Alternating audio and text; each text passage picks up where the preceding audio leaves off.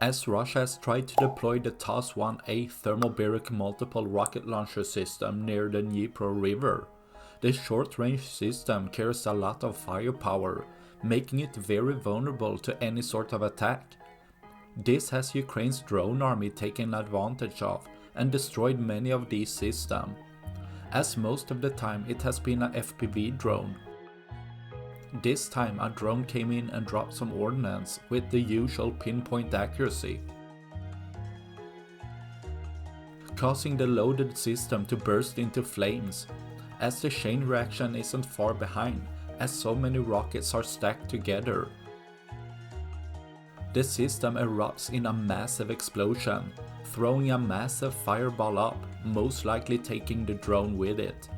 But a trade-off between a cheap drone and a $6.5 million system in limited quantities is well worth it, destroying another of Russia's TOS system, leaving one less for tomorrow.